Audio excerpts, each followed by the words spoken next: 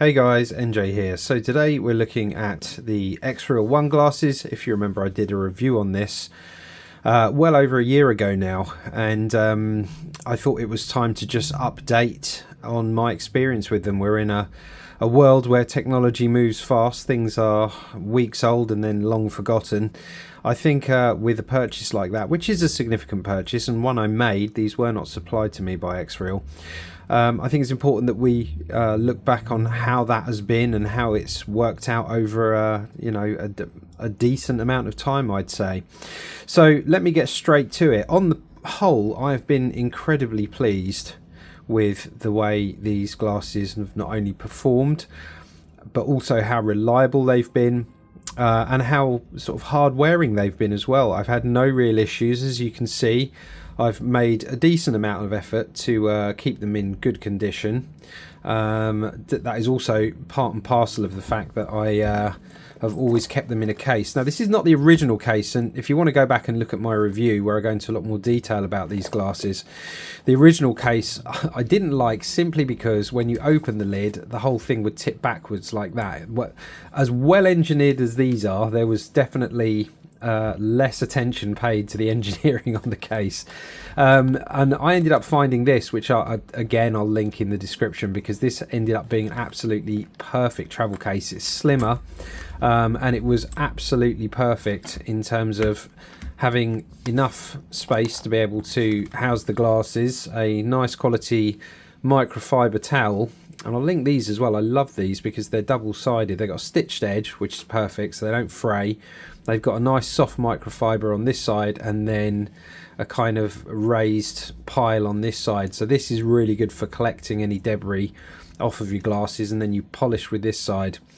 That's usually the way around you want to do it, because a lot of the time if you start polishing straight away on shiny surfaces like that, if there's grub and stuff on there, you'll actually just work them into the glasses and scratch them quicker. So these are really nice. But anyway, I'll leave a description for both, a link in the description for both of these. But yeah, I would have the two things in there. The only additional purchase that I made was one of these, which I can also link, which is a little power adapter, because obviously when you power the XREAL glasses directly off of your mobile device, in my case it's a Samsung Fold 6, it will be draining the battery of the Fold or your mobile device in order to power the glasses directly, and this little adapter allows you to run a power bank or whatever you have with you into one side, just to make sure that you are keeping your device charged whilst also powering your glasses. But yeah, this all fits in here really nicely, as does the included cable. That all goes together, and then you have a nice quality, and this has held up well over a year too. Nice quality case. I think that case was actually originally designed for a shaver, but it happens to perfectly fit the XREAL ONE glasses. So there you go. I will actually say, because this is a thing, the cable itself has really been one of my favourite things. What a strange thing to say.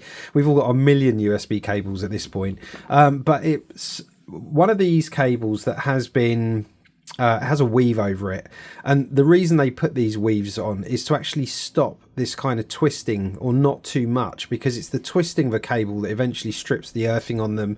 They start to get noisy, lose data packets, they wear quicker. So the fact that they went with a braiding is really good. But what I hate is when companies braid a cable and it becomes incredibly stiff, because that really the cable becomes hard to wrap up, and they often get quite a bit thicker. But they've actually got a really flexible, nice quality, nice feeling cable that has been hard wearing, and there's been no pulling away and out of the molded joins. Everything is really good. Love the fact that the length has been perfect. I think it's a little over a meter, maybe 1.5 meters, I think. Exactly right for the length for your mobile in your pocket, or for this to go in the side of your computer if you're doing it that way. And obviously the angled this side, the angled connector there is so that drops down vertically once you're wearing. You can sort of tuck that behind the back of your neck. Yeah, funny thing to shout out about, but I am quite picky about all these little details, as you very well know. And yeah, I was very impressed with that cable. So well done, XREAL. Put the same amount of engineering into your glasses as your cable as you do into your cases on the next ones you bring out, and you'll have an absolute winner. Now onto the glasses. So if you need to see shots of these actually working, I say go and watch my review. Pretty much everything I said in that still stands today. What has happened over that course of time since these were released? Well, I was delighted to see, and I still am delighted to see, that the update schedule is very frequent, and they're always bringing new features, improving stability, performance, efficiency. On the whole, the fact that they don't just drop a product, update maybe once or twice to iron out any critical bugs, and then just move on to the next thing, has really done a lot for them in my estimation. I think that's probably one of the biggest thing in this day and age, is that they continue to develop and support the product itself.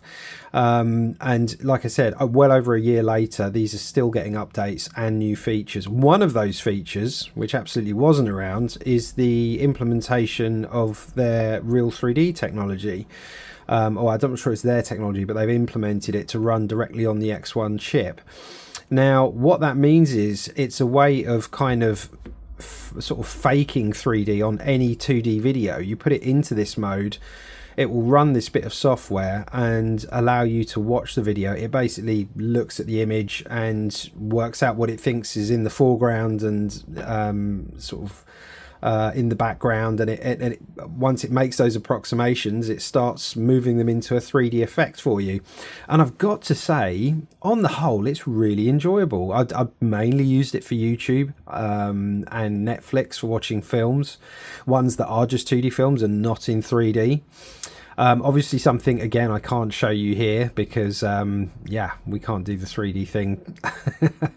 Especially not if you're watching this on a mobile phone. Not yet anyway, somewhere in the future you will.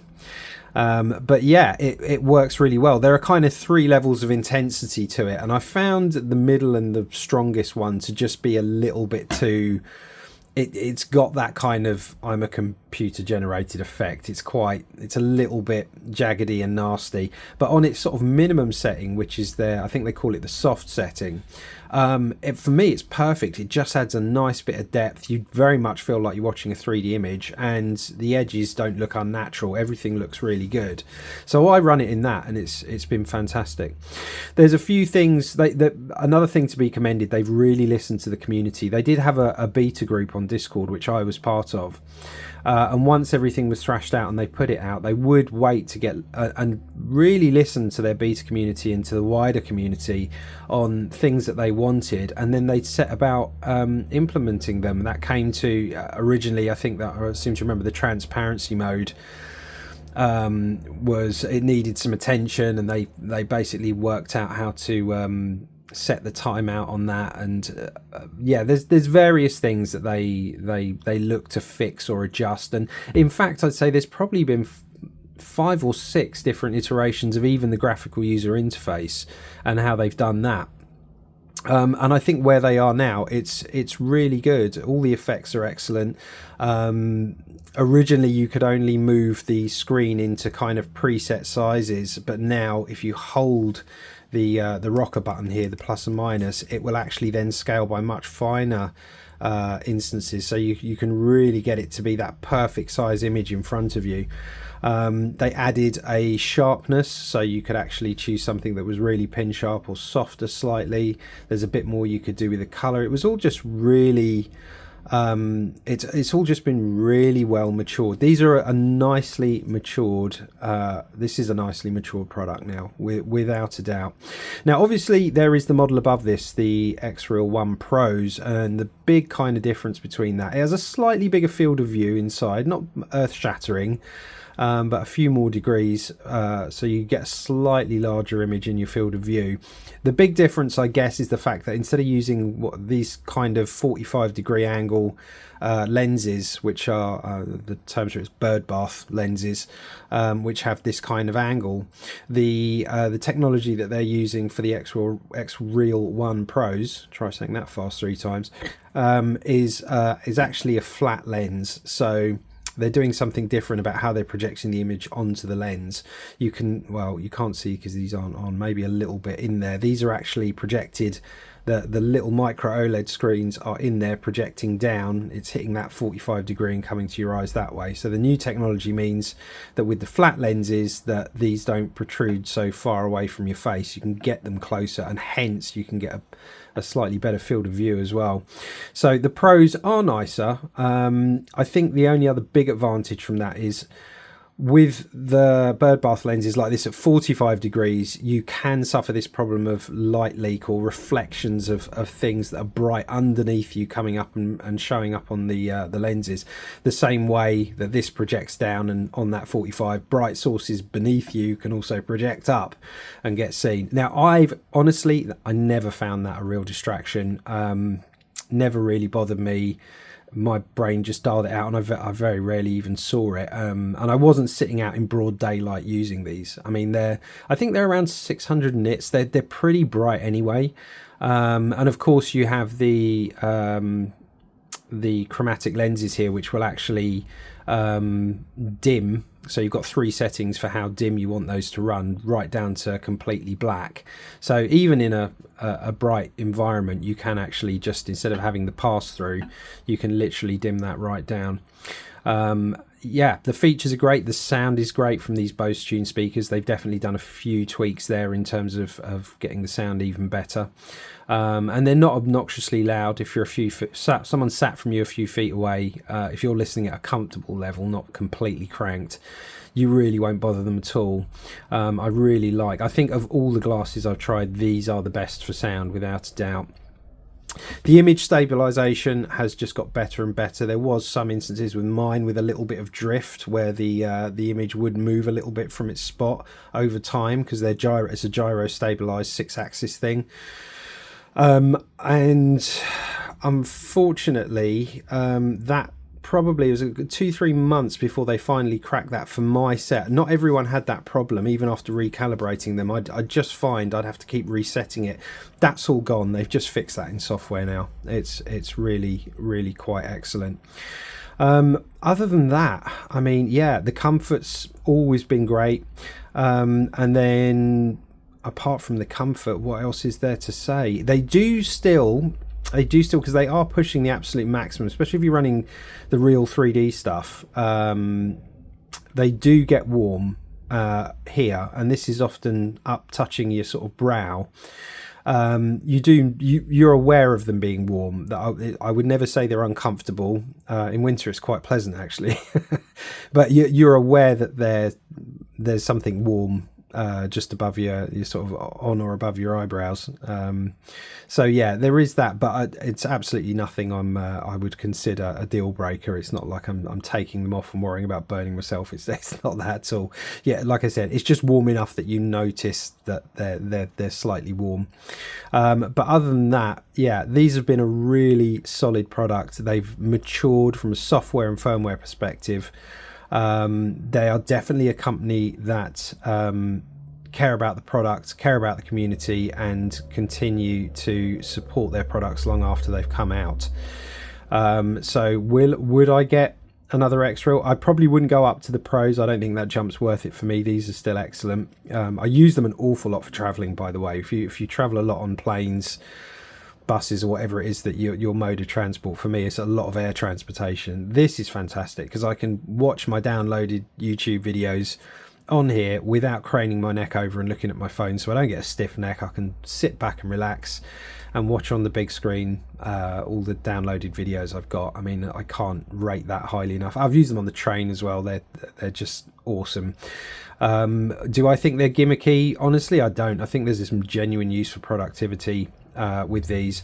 I think the only thing, because these are a native 1080p, And if you think about the size, these tiny micro OLEDs are running 1080p. It's bonkers. But of course, there is a payoff here, which is that, you know, or a trade-off, I should say, which is that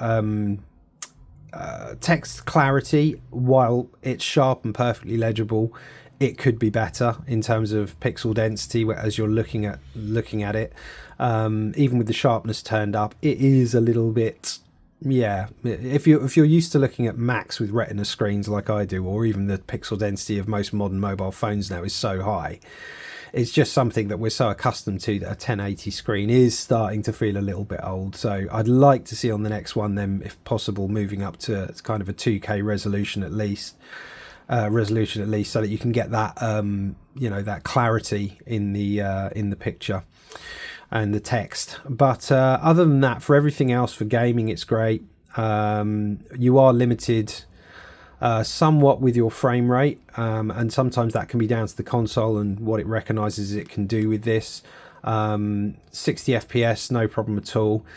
If you're running Real 3D, it is limited to 30 frames per second though. They haven't managed to get enough headroom yet, I guess, to be able to run the Real 3D stuff at 60 FPS. I'd like to see that. That would be awesome, because then I would really consider gaming in 3D. That would be awesome. But hey, who knows, they might still do that. You know, the code's getting more efficient all the time. They might find the extra headroom to get it to work, so we'll see. But yeah, that's just literally a quick chat about the XREAL ones after over a year of use. They're still in great condition. I still use them a lot. They're absolutely not a gimmick. They're very usable for productivity. They're fantastic for travel. And yeah, I think they're just a great product. So well done, XREAL. That absolutely gets my seal of approval after a long time using them. I will drop a link if you do have those and you're interested in either the microfiber cloth or the case that I have been using for also the same amount of time. I think these come in a pack of 5. But yeah, if you've got any comments or questions, please do drop them in the usual place, and I will see you again hopefully very soon. Take care for now.